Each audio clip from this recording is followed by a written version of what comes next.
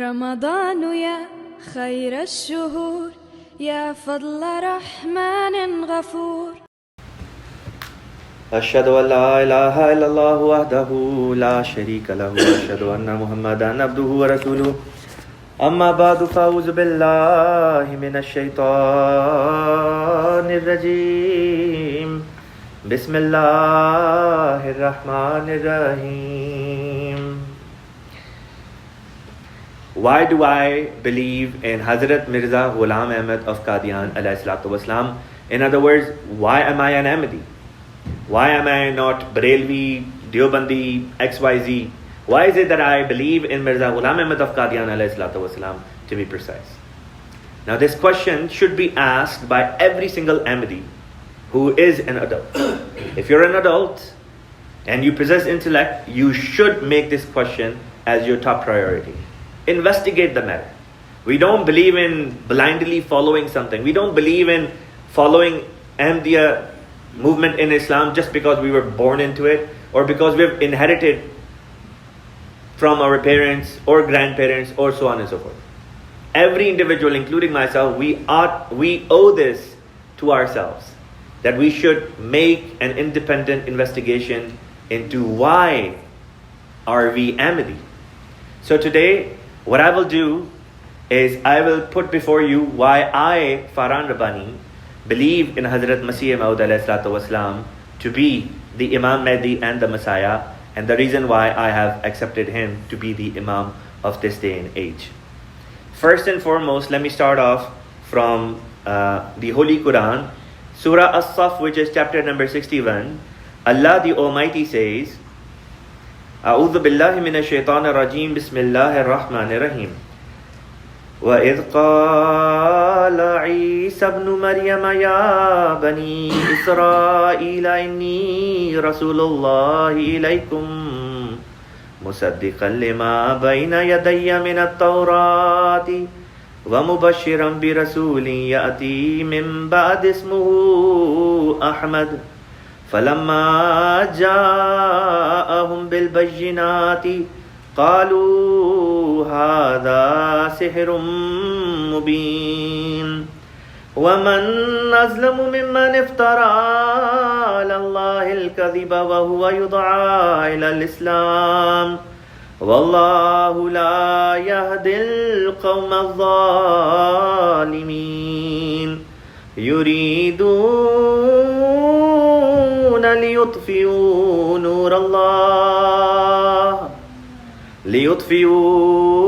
نور الله بأفواههم والله متم نوره ولو كره الكافرون هو الذي أرسل رسوله بالهدى ودين الحق ليظهره على الدين كله ولو كره المشركون.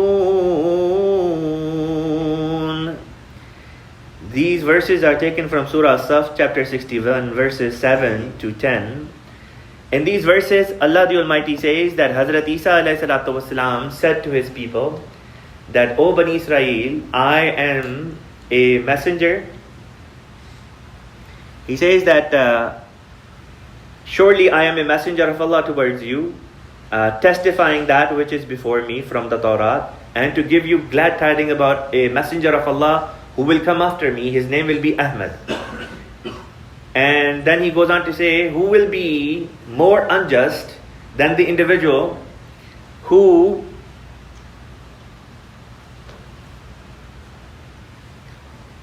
alleges a lie against Allah while he is being called upon to come towards Islam.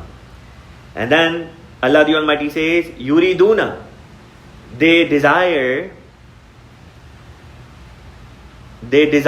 to extinguish the light of Allah by the breath of their mouths, whereas Allah will perfect His nur, even if the disbelievers dislike this.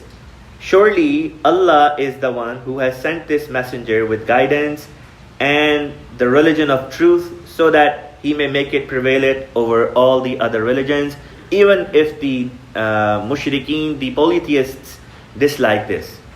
Now, this verse of the Holy Quran, or these verses of the Holy Quran, talk about a prophet which will come after Hazrat Isa alayhi salam. His name is mentioned as Ahmad. Now this is very interesting because one of the names of Rasulullah sallallahu alaihi wasallam was Ahmad.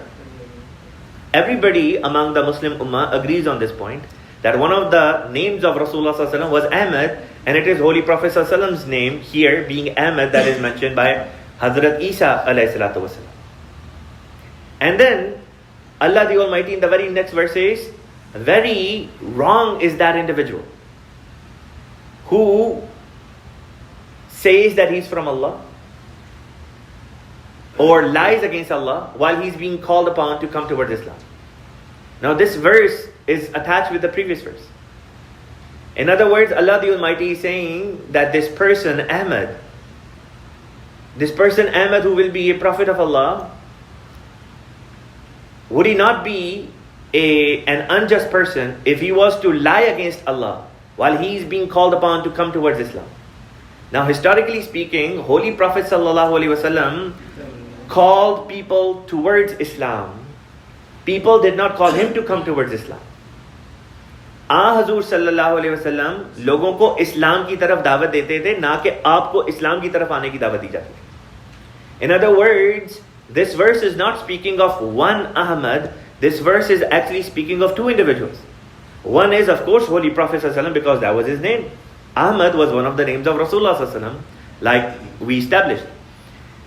The other individual who is also called Ahmad will be the one when he will present his claim. The scholars of that time will say, by making this claim, you have left Islam, you should do tawbah and come back to Islam. وَهُوَ يُدْعَى إِلَى الْإِسْلَامِ.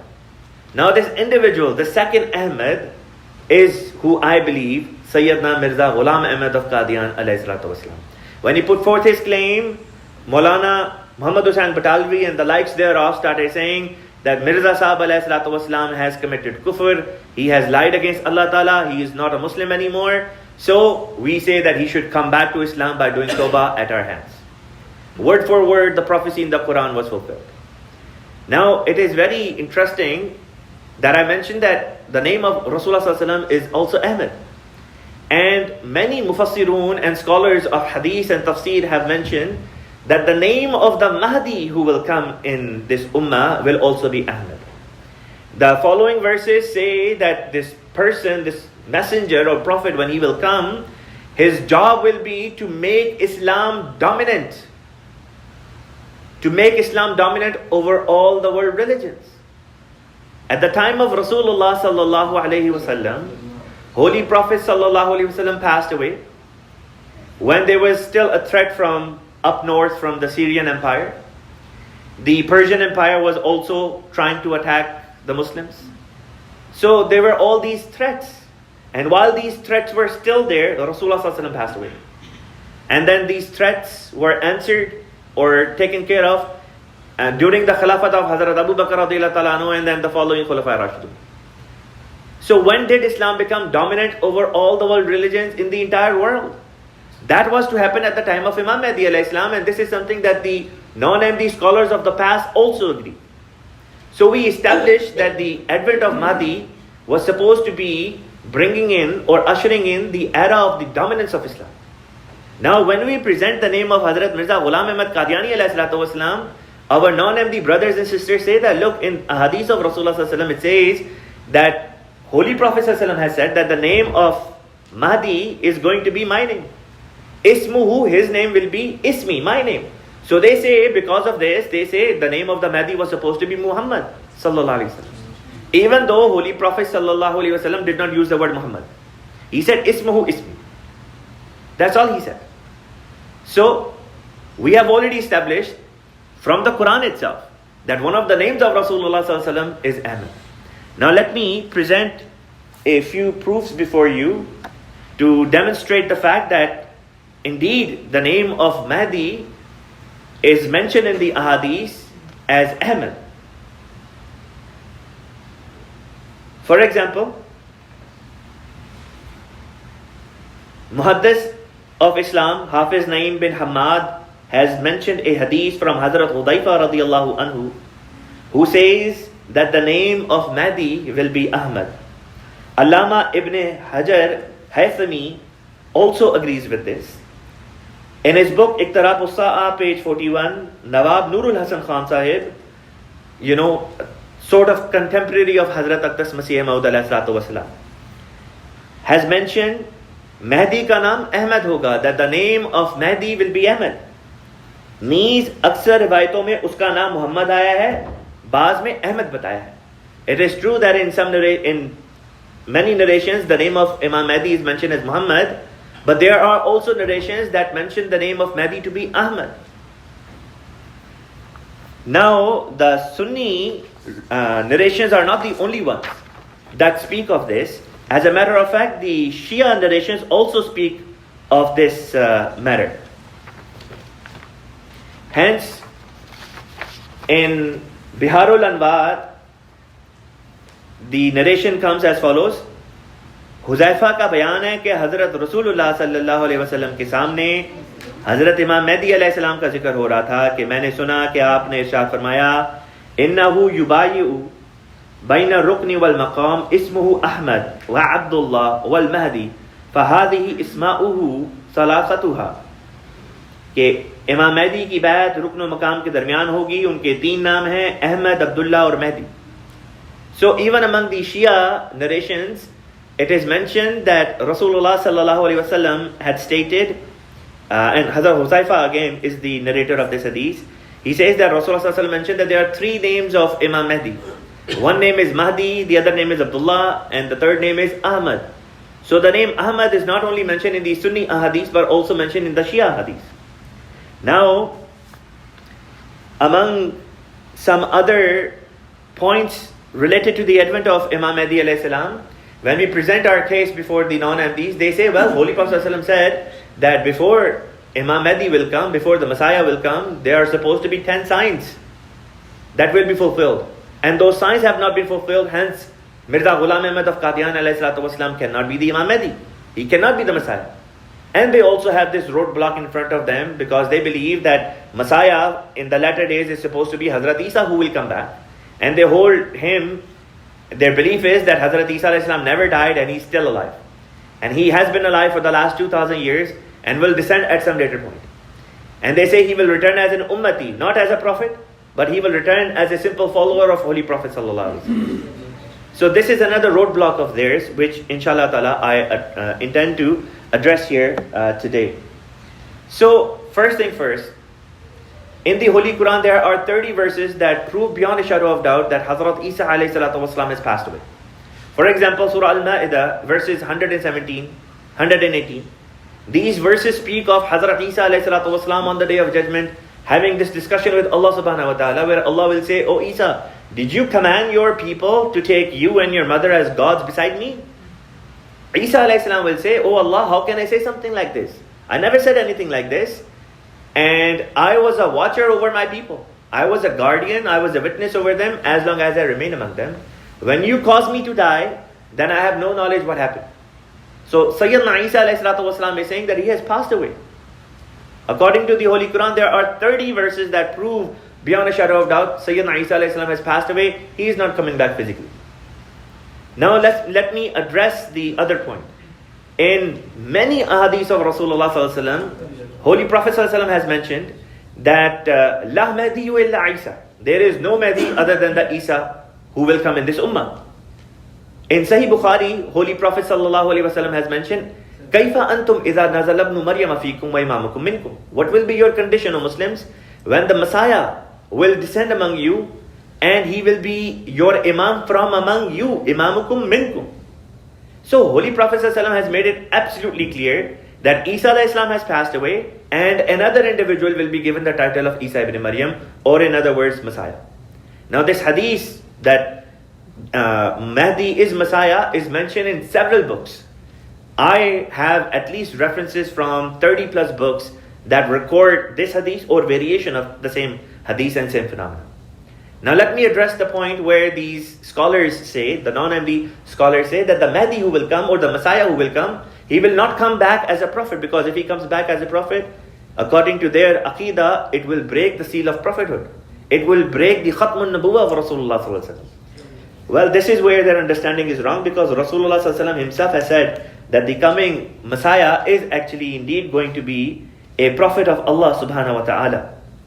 So the first hadith which I will present addressing this point is taken from Sahih al-Muslim.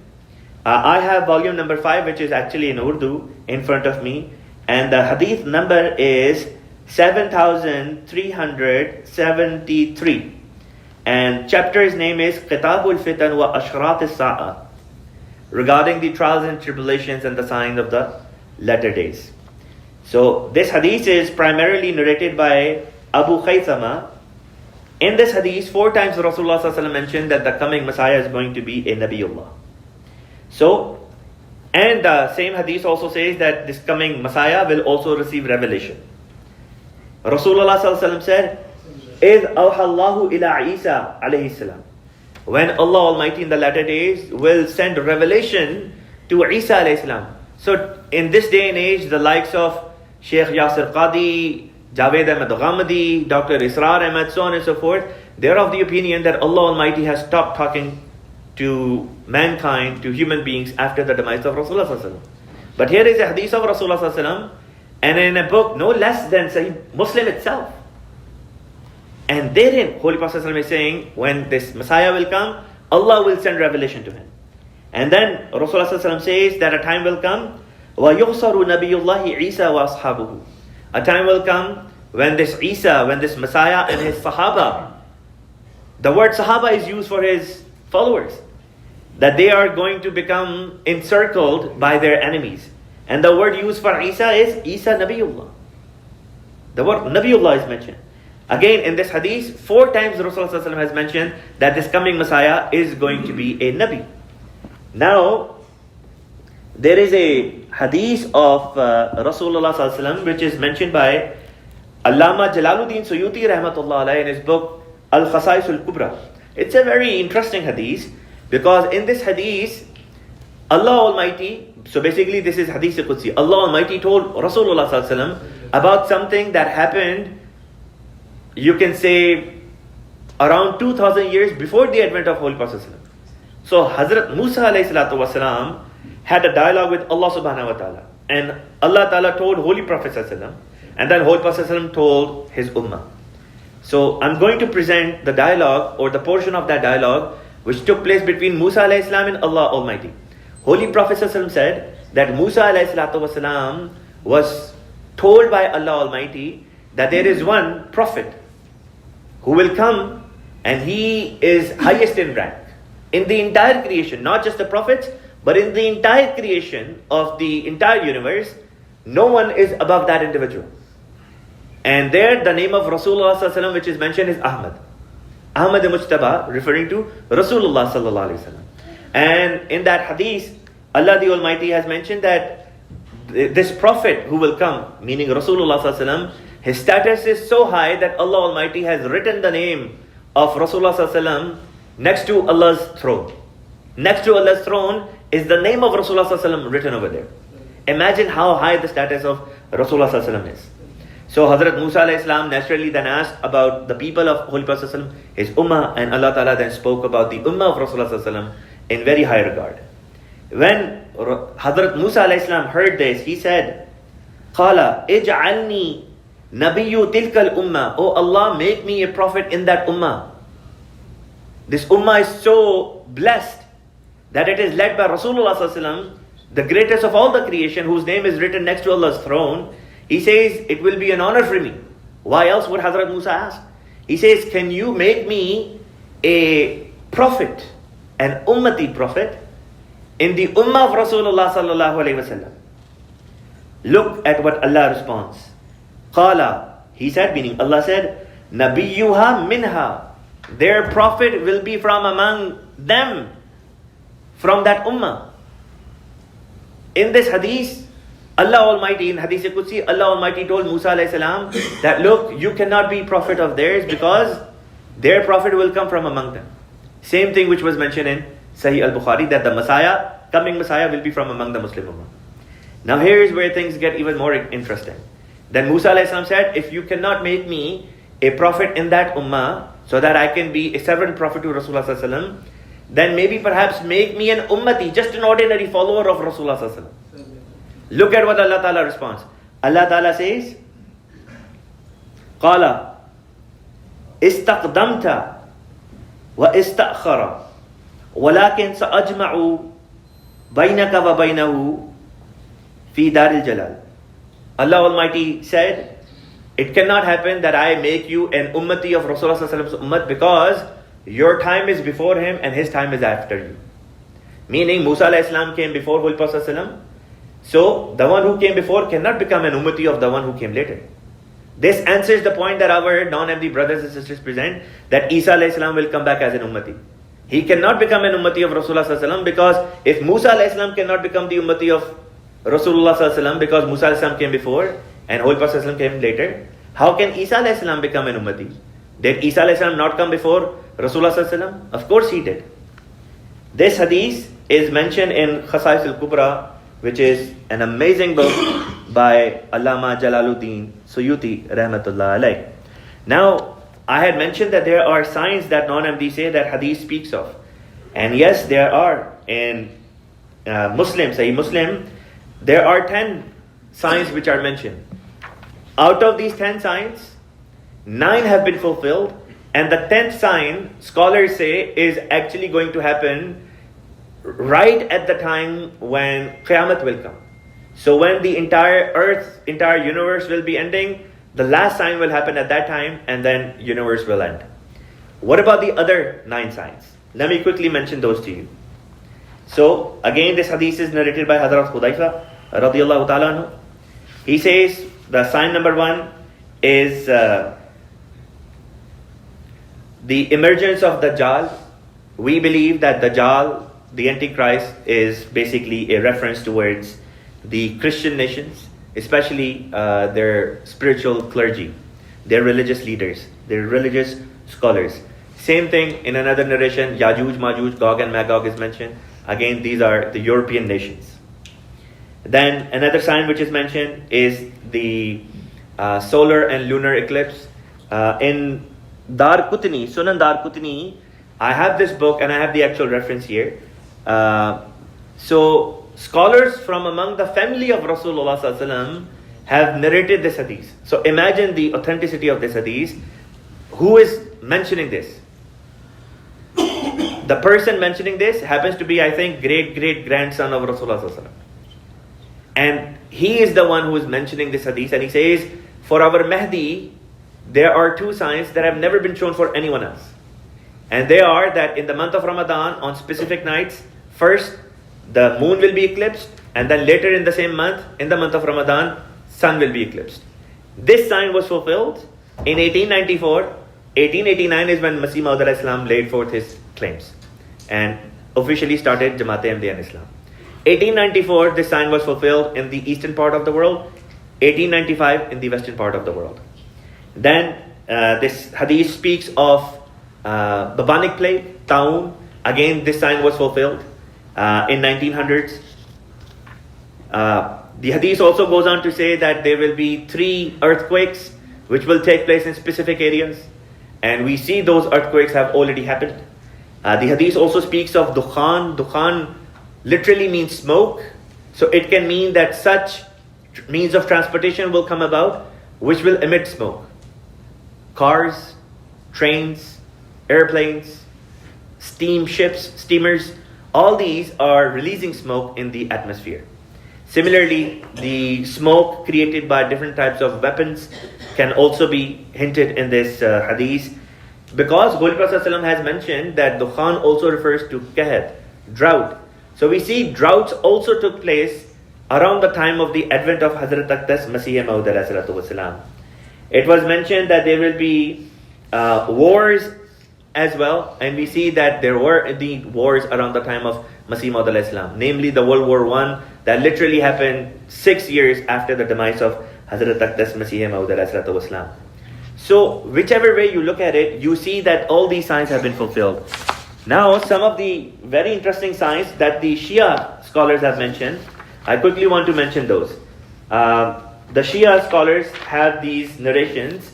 They say इमाम मोहम्मद बाकर अलैहिस्सलाम ने फरमाया इमाम कायम अलैहिस्सलाम यानी इमाम महदी का ज़हूर किसी ताक साल में होगा, जैसे 9 या 1 या 3 या 5. So the year in which promised Messiah and Imam Mahdi alayhi salam laid the foundation of Ahmadiyya Jamaat was an odd year, 1889. Then it says Hazrat Abu Abdullah alayhi salam ने फरमाया 23 तारीख को इमाम कायम alayhi salam के नाम का ऐलान होगा. Again the book is Biharul Anwar, and it was the 23rd of March that Masih Maud alayhi salam laid the foundation of Jamaat Ahmadiyya in Islam. Again, word for word, the prophecy is being fulfilled. Next prophecy, again from the same book, it says, Hazrat Abu Abdullah Imam Jafar Sadiq alayhi salam से रिवायत बयान करते हैं, قال إن القائم يملك 19 سنة وأشهرا. आपने फरमाया हजरत इमाम कायम यानी इमाम महदी अलैहि सलाम 19 साल और चंद माह हुकूमत करेंगे. Promised Messiah अलैहि सलातो वस्सलाम laid the foundation of the Ahmadiyya Jamaat 23rd March 1889. He passed away on 26th May 1908. Literally, that comes up to 19 years and 2 months. Word for word, the prophecy was fulfilled. Then, the Shia scholars also agree. They say that when Imam Mahdi will come, scholars will reject him. Their books, their own books, speak of MTA. They say a time will come when Imam will speak and people in different countries will be able to hear him and see him at the same time. How amazing is that? Prophecy related to MTA is mentioned. There are prophecies saying that when Imam Mahdi will come, he will have a book in which there will be names of 313 companions of his. Guess what? Hazrat Mirza Ghulam Ahmad Qadiani alayhi salam did have a register in which he did write the names of the 313 individuals who signed the Bai'at in the very beginning. They also say that they have prophecies in the same book that when Imam Mahdi will come, in his time, in that era, people will receive their allowance or their salary twice a month, so bi-weekly, and people will receive bonuses twice a year. And then it also says that in that time, in the time of Imam Mahdi alayhi salam, the people who will be teaching the Quran will be Ajamis. I am an Ajami. I'm sitting here in this masjid. I'm not an Arab. Look at how these prophecies are being fulfilled. It was also mentioned in the Shia books as well as the Sunni books that the people who will reject Imam Mahdi will be the scholars of Islam. So, in Iqtirabu Sa'a, Nawab Nurul Hasan Khan Sahib has mentioned this on page 224. He passed away in 1336 after Hijrah. He says, should the Mahdi make his appearance, his plight would be the same. The orthodox brethren will be his most ardent enemies and will seek to kill him and will charge him with distorting their religion. So, when we present these points, we also present the hadith of Rasulullah where he mentioned that in the latter days, Muslims will be divided into 73 sects. I mentioned this hadith just yesterday as well. 72 on one side, 73rd on the other side. In 1974, the Pakistani Parliament, they came together and they introduced an amendment into the Constitution of Pakistan, barring Ahmadi Muslims, banning Ahmadi Muslims from calling themselves as Ahmadis and saying that they are not Muslim. And it was mentioned that 72 sects got together and said that this 73rd sect is outside Islam. Literally fulfilling the hadith of Rasulullah sallallahu alaihi wasallam. Here is one reference for you to consider. In 1952, there was a committee which was formed in Pakistan, and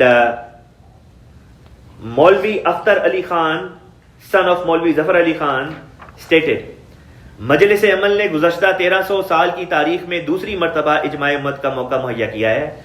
आज मिर्ज़ाए कादियान की मुखालफत में उम्मत के 72 फिरके, 72 फिरके मुत्तहद और मुत्तफिक हैं. हनफी, वहाबी, देवबंदी, बरेलवी, शिया, सुन्नी, अहले हदीस सब के उलमा जो हैं इस बात पर मुत्तफिक हैं कि मिर्ज़ाई काफिर हैं, इन्हें मुसलमानों से एक अलग अक़लियत करार दो. अखबार ज़मींदार 5 नवंबर सन 1952, सफ़ा नंबर 2, कॉलम नंबर 6. 1976 में, then in 1974 when Ahmadis were actually so-called expelled from Islam, Nawai Waqt, a newspaper from Pakistan, published this in its edition of 6 October 1974 on page 4. इस्लाम की सारी तारीख में इस कदर पूरे तौर पर किसी अहम मसले पर कभी इजमाए उम्मत नहीं हुआ. इजमाए उम्मत में मुल्क के बड़े बड़े उलमाए दीन और हामिलान शरअ मतीन के अलावा तमाम सियासी लीडर और हर ग्रुप का सियासी रहनुमा कमा हकूक मुत्तफिक हुए हैं, और सूफिया कराम और आरफीन बिल्ला बरगुजीदगान तसव्वुफ व तरीक़त को भी पूरा इत्तफाक हुआ है। कादियानी फिरके को छोड़कर जो भी 72 फिरके मुसलमानों के बताए जाते हैं, सब के सब इस मसले के इस हल पर मुत्तफिक और खुश हैं, अल्हम्दुलिल्लाह। This is why I believe in Mirza Ghulam Ahmad Qadiani alayhi salam to be the promised Messiah and Ahmadi, because every single thing which was prophesied has come true. And this Imam Mahdi alayhi salam, Mirza Ghulam Ahmad Qadiani alayhi salam, that my elders accepted, and I studied about him, and then I accepted him as well, and you all have accepted him and given our oath of allegiance to him and his Khalifa. Imam Mahdi alayhi salam gave us one command, one directive. He said, become a Musi. Year after year after year, we present the same things before you. Mahmud Qamar Sahib did not present anything new.